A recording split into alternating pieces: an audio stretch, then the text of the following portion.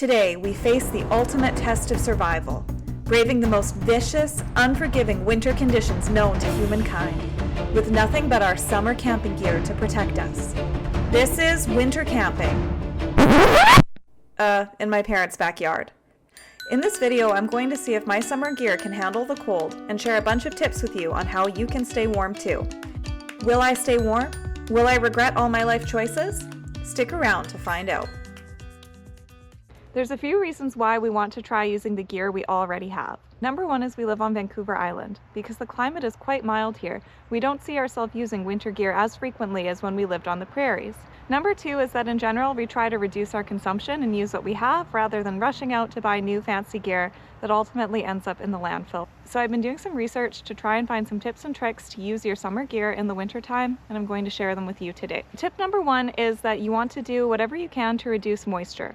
Because we don't have a footprint for our tent, we're going to put a tarp underneath the tent to prevent water from the snow coming up from underneath and seeping into the tent. So now we're going to talk a little bit about the differences between a summer tent and a winter tent. I'm not a tent expert by any means, but there's a few differences between a winter tent and a summer tent. One of the big differences is that a winter tent has stronger poles to withstand heavy loads of snow. There's not really much you can do to get around that with your summer tent, so my suggestion would be to check the weather and not go out if it's heavy-duty snow in a summer tent.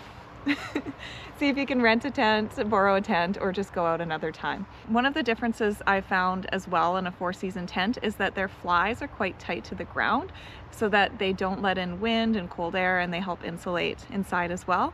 Ventilation is really important in a winter tent as well because moisture buildup and condensation are some of the biggest concerns. I had read online the suggestion to drape a tarp over your tent before you put on the fly.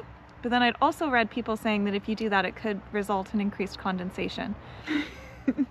Oh, you're being so cute, buddy. Before I pop the fly on my tent, I'm going to talk a little bit about some modifications I'm making to the sleeping mat and the floor of the tent. So one that I have tried before is to put an emergency blanket, one of those little foil blankets, in the bottom of your tent before you put down the sleeping pad. I've done this before and it did feel like it made a difference camping in the shoulder season. As well, I don't have a fully winter sleeping pad, although my double sleeping pad that I use when Justin and I go out together is reasonably warm. I've got the Climate double V insulated mat. Has an R value of 4.4. The R value refers to is basically how well the sleeping pad insulates you and keeps you warm. And from what I've read online, it's recommended to have an R value of at least 5. But one thing that you're able to do is actually stack your sleeping mats. So I have this folding Thermarest closed cell mat, and its R value is 1.7, so add those together and it should be warm enough. You have some options about where you want to put the closed cell mat. For warmth, from what I've read online, it says it's best to have it on top of the inflatable sleeping pad.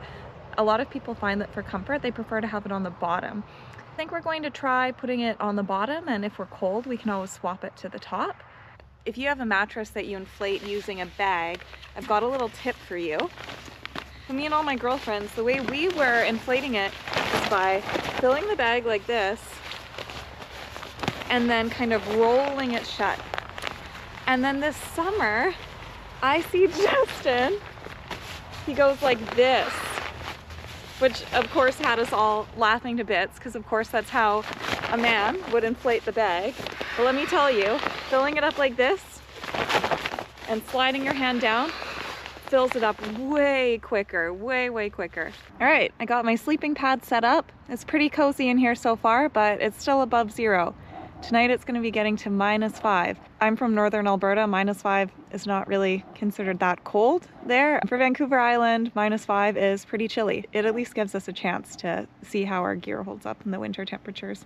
Winter-ish. Now that I've got my tent set up, I've got the pad set up, I'm going to talk a little bit about sleeping bags. I actually have a winter sleeping bag. My sleeping bag is good to -18. It's important to note that on the sleeping bag packaging, there are often more than one rating. So there's the rating that they often advertise, for example, mine is -18 degrees Celsius. That's the survival rating. Usually the comfort rating will be a few degrees warmer than that. Especially if you're a woman, Many of the sleeping bags are tested on men unless it's a female specific sleeping bag. So you might get one that says the comfort rating is -5 degrees Celsius, and actually you're freezing in it because it wasn't tested on someone who's a colder sleeper. What Justin's going to do tonight is he's going to stack up a couple of our summer sleeping bags. So we have 2 sleeping bags, and they are both rated 0 degrees Celsius or 32 degrees Fahrenheit. This one we have is an old one that we got secondhand. It's a Canadian Tire one, and it is a down sleeping bag. That's Justin's typical sleeping bag. And this other one that I have here is also good to 0 degrees Celsius or 32 degrees Fahrenheit.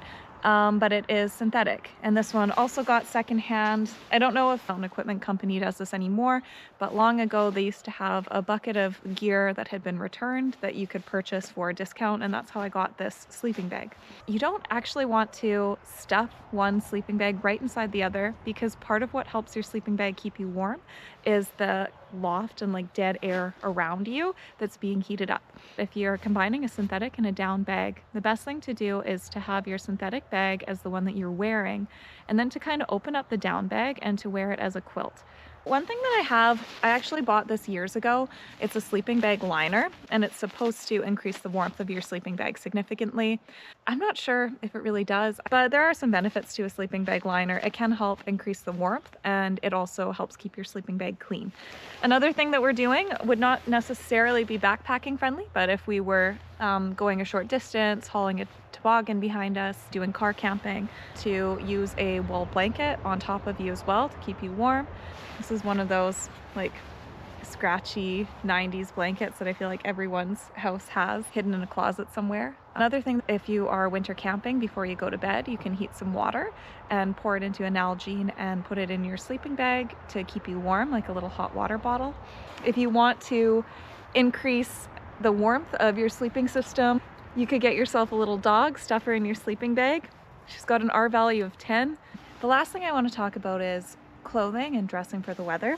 So if you're doing anything in the backcountry, it's important to have a set of clothes that are separate than what you're wearing throughout the day to sleep in. If you get wet or sweaty during the day, you have something dry and safe to put on.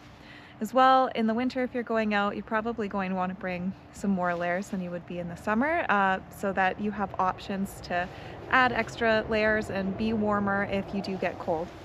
One thing that's great to have throughout the day, but especially when you're sleeping, is a hat. It's important to have an extra pair of socks as well.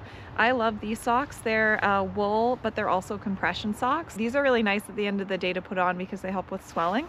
For my base layer, I do have a merino wool top and bottoms.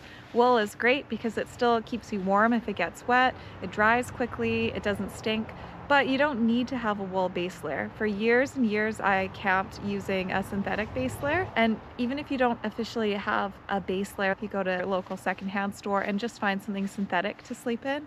For layering on top, I have fleece pants.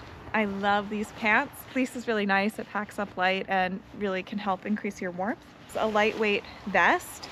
So just like any kind of down puffy vest is really nice. I got this beautiful packable Patagonia puffer jacket at the local used sports store at Bluetooth Sports. I'm really thrilled about this. One of my favorite tips for cold weather camping is, as long as your gear is not wet, you can stuff it in the bottom of your sleeping bag. When you put it on the next morning, you're not putting on freezing cold clothes.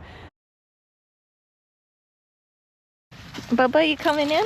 We are secured in the tent. It's actually quite warm inside the tent. I think it was a little bit of maybe overkill, all of the strategies that we tried, but at least it's nice and warm for now. We didn't think Gus would want to sleep out here, but he was having FOMO, so we'll see if he gets cold and wants to go inside.